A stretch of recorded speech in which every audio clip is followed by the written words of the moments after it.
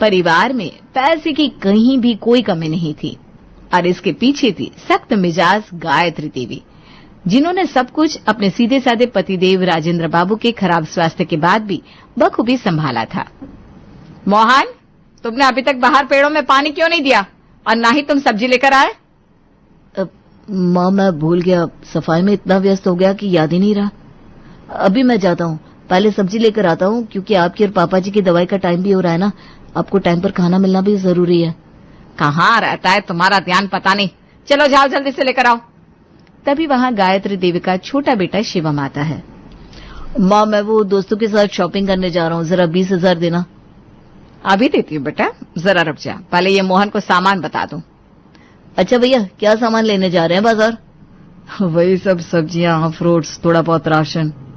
अच्छा, तो मेरे लिए ना आधा किलो पनीर और स्प्राउट्स का सामान ले आना। मैंने फिर से जिम शुरू कर दिए ना। अच्छा मेरे भाई, फिर से जिम जाने लगा है, ये तो बढ़िया बात है। अभी तेरे दिन है खाने पीने के। ठीक है, मैं लेते आऊंगा। माँ, वो मुझे 500 रुपए दे देना, सारा सामान लाना है ना।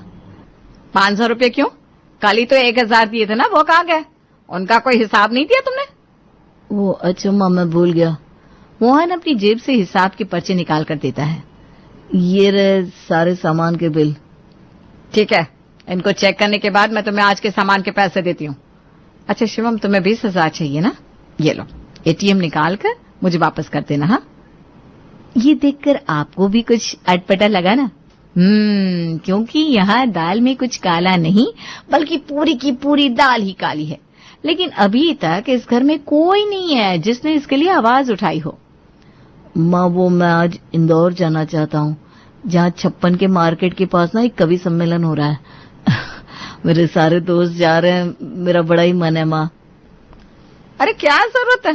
सारे दोस्त अगर कुएं में कूदेंगे तो तुम भी कूदोगे क्या? वहां जाने पर खर्चा नहीं होगा? माँ जाने दो ना, मेरा बड़ा ही मन है। मैं अपने दोस्त के साथ उसकी गाड़ी में जाऊंगा, वहां कोई खर्चा नहीं होगा। ठीक है, तो फिर चले जाओ, पर समय से आ जाना, क्योंकि शाम को खाना कौन बनाएगा फिर? हाँ माँ। मोहन अपने दोस्तों के साथ इंदौर के 56 मार्केट चला जाता है। उसे आने में देर हो जाती है। इधर गायत्री देवी के भाई रंजित भी घर आ जाते हैं। अरे कैसी हो बहन, तुमने याद ही नहीं किया तो मैं चला आया तुम्हारे पास। हाँ हाँ, मुझे पता है तुम सबको मेरी याद कब आती है। बताओ क्या काम है? दीदी, पहले तो बड़ी जोर की भूख लग रही है, खाने में क्या बना है? अरे आज वो मोहन जाने कहाँ मर गया, आएगा तभी तो खाना बनेगा। कहाँ चला गया? अरे आज इंदौर गया अपने दोस्तों के साथ, बोला था समय से आ जाएगा। मैं तो कहता हूँ दीदी, इसकी शादी करा दो कोई लड़की देखकर। अभी तो इसकी उम्र भी है, एक से बोले तो जाएंगे काम के लिए। बात तो तेरी सही है, लेकिन कहाँ से लाओ लड़की? और कहीं टेढ़ी मेढ़ी आ गई तो अपना सारा खेल खराब हो जाएगा। अरे दीदी, अपने गांव में इतनी सारी लड़कियां हैं, आपने कैसे सोच लिया कि कोई अच्छी लड़की नहीं मिलेगी? मैं तो कहता हूँ अपने गांव के नंदू की लड़की है ना पारो, बिल्कुल ठीक रहेगी मोहन के लिए। तो फिर चलाओ ना बात। वैसे भी नंदू के पास खाने को रोटी नहीं है, उसे क्या हर्ज होगा इस घर में अपनी लड़की देने में? ठीक है, मैं कल ही बात करता हूँ। फिर एक दिन, देख मोहन, तेरे लिए ये लड़की पसंद की है, ठीक है? अगर आपने और मामा जी ने पसंद की है तो बढ़िया ही होगी माँ, लेकिन मैं ना शादी नहीं करना चाहता। अरे एक बार फोटो तो देख ले। अब मेरे से बिना ये घर गृहस्थी नहीं संभाली जाती, घर में एक बहू का होना बहुत जरूरी है। मोहन पारो का फोटो देखता है और एक बार देखते ही उसे पारो भा जाती है। कुछ समय बाद पारो और मोहन की शादी करा दी जाती है, शादी की पहली रात। आप आराम से बैठ जाइए, आपको बिल्कुल भी परेशान होने की जरूरत नहीं है। आप कितने अच्छे हैं, मुझे तो लगा था मैं इतने बड़े घर में कैसे रहूंगी, पता नहीं घर के लोग कैसे होंगे। अरे नहीं नहीं, ऐसा तो कुछ भी नहीं है।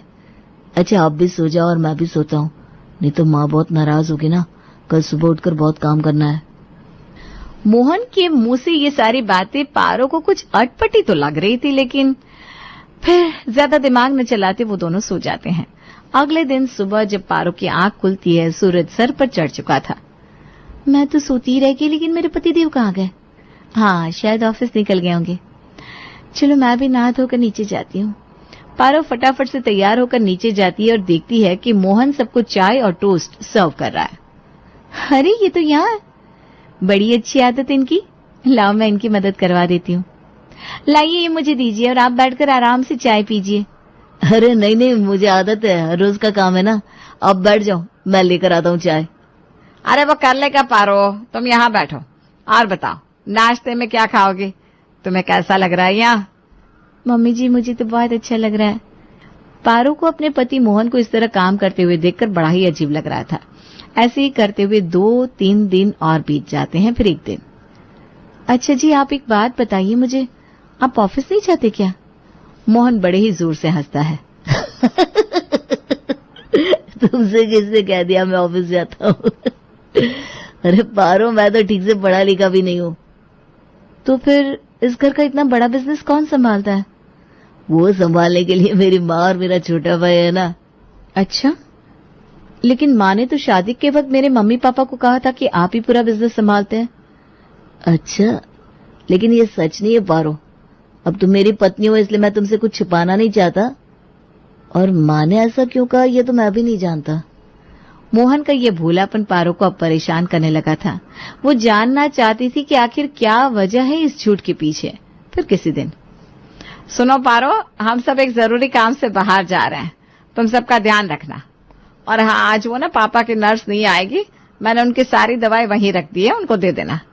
और हाँ, ध्यान से समय पर देना, कोई भी दवाई अदल बदल के मत दे देना, नहीं तो गड़बड़ हो जाएगी। ठीक है मम्मी जी, लेकिन मोहन जी भी तो घर पर है, अगर मुझे कुछ दिक्कत आई तो मैं इनसे पूछ कर दे दूंगी। भाभी आप भी ना कमाल करती हैं। भैया अगर इतना ही पढ़े लिखे होते तो फिर मम्मी और मुझे इतना परेशान नहीं होना पड़ता। अब आप खुद ही देखो ना, भैया तो पूरा दिन घर पर पड़े रहते हैं, मुझे और मम्मी को ही सारा काम करना पड़ता है। अच्छा भैया, ये मुझे नहीं पता था, कोई बात नहीं, मैं मैनेज कर लूंगी। क्या मोहन जी बिल्कुल पढ़े लिखे नहीं है? आज के जमाने में ऐसा कहाँ होता है कि कोई पढ़ा लिखा ना हो। एक तरफ भैया इतने पढ़े लिखे हैं, फिर ये, चलो पहले पापा जी को टाइम से दवाई दे देती हूँ। पारो जो शादी के बाद एक बार छूने के अलावा आज तक कभी भी उस कमरे में नहीं गई थी, आज पहली बार अपने ससुर जी यानी कि राजेंद्र प्रसाद जी के कमरे में जाती है। पापा जी तो भी सो रहे हैं, लेकिन उनकी दवाई का समय हो गया है। अगर मैंने समय से दवाई नहीं दी तो मां नाराज हो जाएंगी। पारो ससुर जी को जगाती है। उसे अपने कमरे में देख ससुर जी चौंक जाते हैं। वो उठने की कोशिश करते हैं लेकिन उठ नहीं पाते। अरे पापा जी आप आराम से उठिए, नहीं तो मैं आपको लेटे लेटे ही दवाई दे देती हूँ। बहू आज बहुत अच्छा लगा तो मेरे कमरे में आई, वरना मैं अकेले अकेले बिस्तर पर पड़े पड़े बोर हो जाता हूँ। तो पापा जी बाहर चलिए ना, आपको अच्छा लगेगा, आइए आप। नहीं बेटा, मैं ऐसे अकेले उठ नहीं सकता, और बाहर जाकर भी क्या करूंगा जब कोई बोलने वाला ही नहीं। रुकिए, मैं मोहन जी को आवाज लगाती हूँ, वो आपको बाहर तक उठाकर ले आएंगे। पारो और मोहन दोनों राजेंद्र जी को व्हील चेयर पर बिठाकर बाहर तक लाते हैं। कुछ ही देर में गायत्री देवी और शिवम आ जाते हैं, जो राजेंद्र जी को बाहर देखकर भड़क जाते हैं। अरे आज इनको बाहर कौन लाया? किसकी हिम्मत हुई इनको बाहर लाने की? भैया मैं लाई इनको। क्यों, क्या हुआ, कुछ गलती कर दी क्या मैंने? लेकिन आप इन्हें बाहर क्यों लेकर आई? ऐसी क्या परेशानी आ रही थी इनको अंदर लेटने में? वो मुझे अंदर छोड़ाओ। हाँ, अंदर ही जाइए और जाकर लेटिए, यहाँ क्या बैठना है। पारो शिवम और गायत्री का ये रूप देखकर बहुत हैरान थी कि आखिर ये माजरा क्या है। पारो ने गायत्री जी के गुस्से के कारण उनसे पूछने की हिम्मत नहीं की।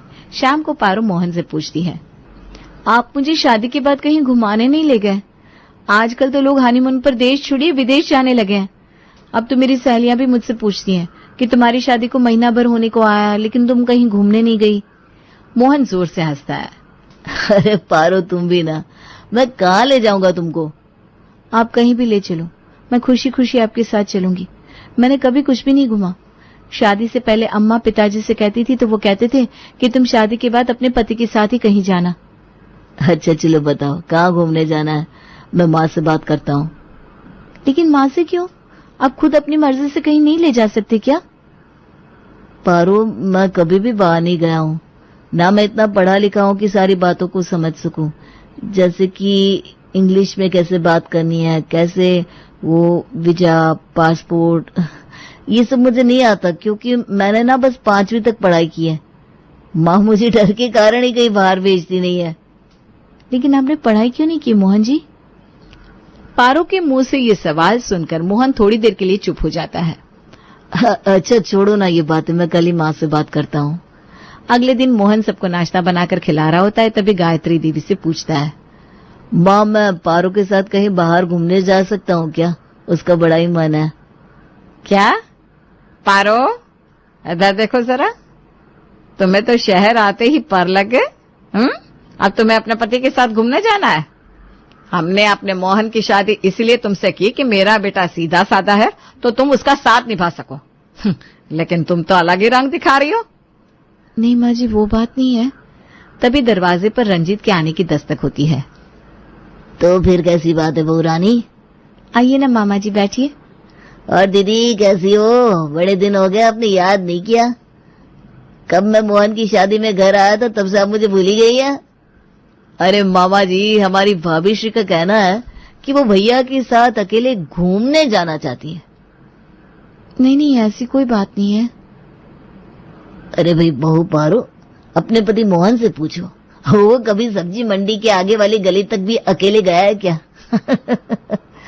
और तुम्हें ज्यादा हवा में उड़ने की जरूरत नहीं है पारो रानी, नहीं तो तुम्हें सीधे तुम्हारे पिताजी के घर पहुंचा दिया जाएगा। रंजीत के मुंह से ये बात सुनकर सब जोर जोर से हंसने लगते हैं। मोहन को भी कोई फर्क नहीं पड़ता, वो बस मुस्कुराकर रह जाता है। लेकिन पारो को मोहन के मामा रंजीत की ये बात तीर की तरह चुभ जाती है और वो अब ठान लेती है कि वो अपने पति को उचित सम्मान दिलाकर रहेगी। अब वो सबकी नजरें बचाकर कभी कभी राजेंद्र जी के कमरे में भी जाती थी। मोहन जी, आज हमने ये लड्डू बनाए हैं, एक लड्डू पापा जी को भी दे आइए ना, उनका भी मुंह मीठा हो जाएगा। नहीं नहीं पारो, अब रहने दो, अगर कहीं किसी ने देख लिया ना तो तांडव हो जाएगा घर में। आप बिना बहुत डरते हैं, रुकिए मैं देकर आती हूँ।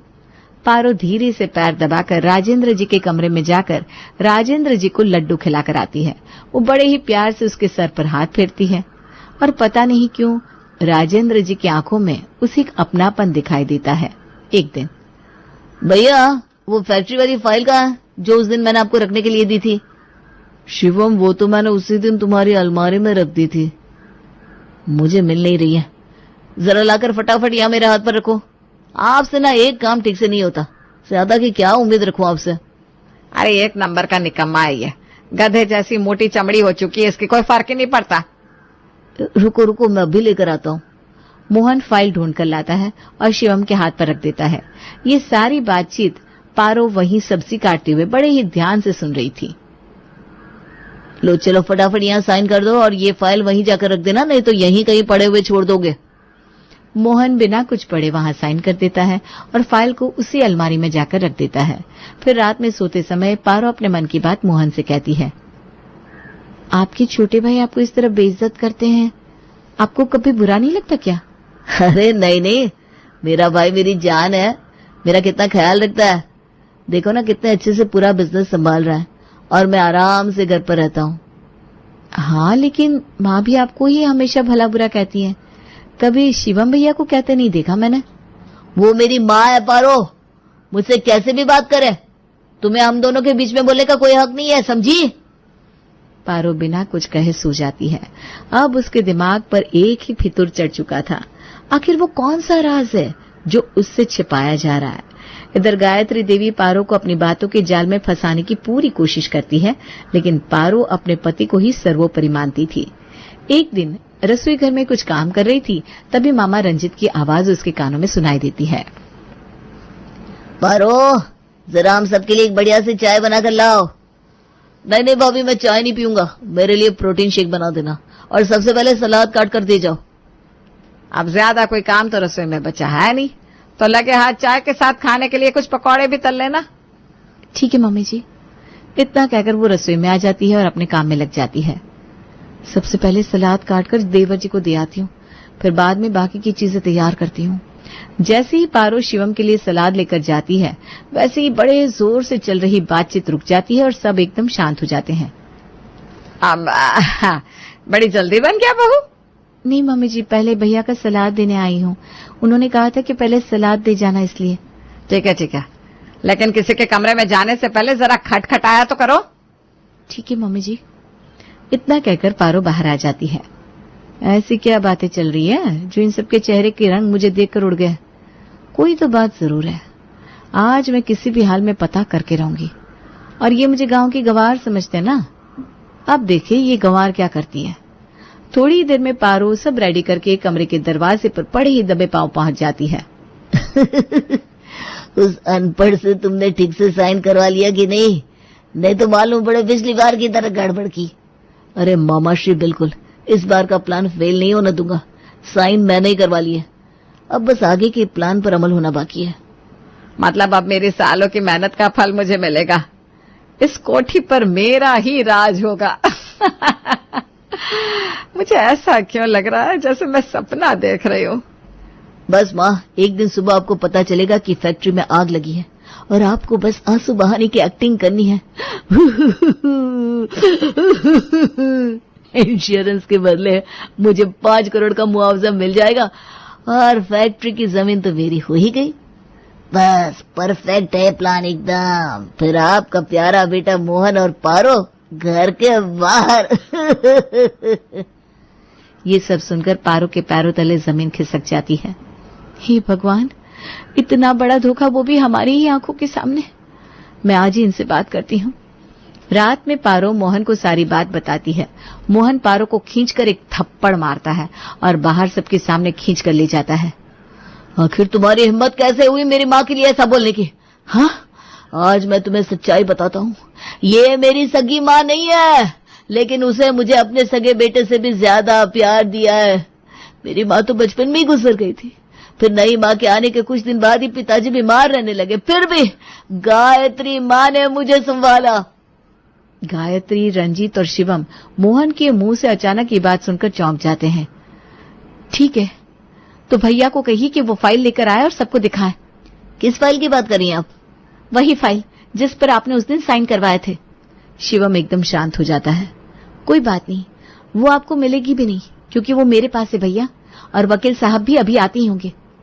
वकील साहब के आते ही पारो सबके सामने फोन रिकॉर्डिंग चलाती है, जिसे सुनकर राजेंद्र जी भी अंदर कमरे से बहुत तेज आवाज लगाते हैं, जिसे सुनकर पारो उन्हें भी व्हील चेयर पर बिठाकर बाहर ले आती है। बहू, आज तूने जो किया है वो मुझे सालों पहले करना चाहिए था, लेकिन मैं हिम्मत नहीं कर पाया और फिर बीमार रहने लगा। क्या माँ, आपने मेरे साथ ऐसा किया? मैंने तो आपको अपनी सगी माँ से भी बढ़कर माना था। और भाई तू भी।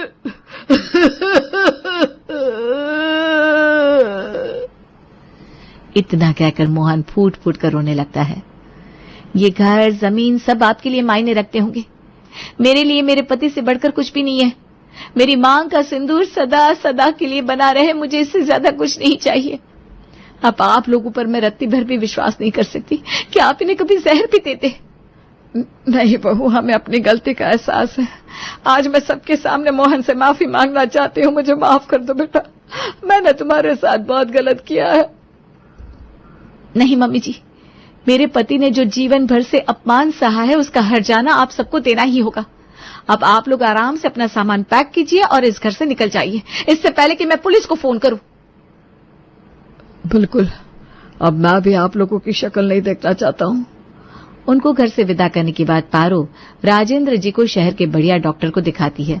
तब पता चलता है कि उन्हें सालों से गलत दवाइयां दी जा रही थी, जिससे उनकी तबीयत बिगड़ती जा रही थी। बाद में राजेंद्र जी, मोहन और पारो खुशी खुशी अपनी दुनिया में रहते हैं।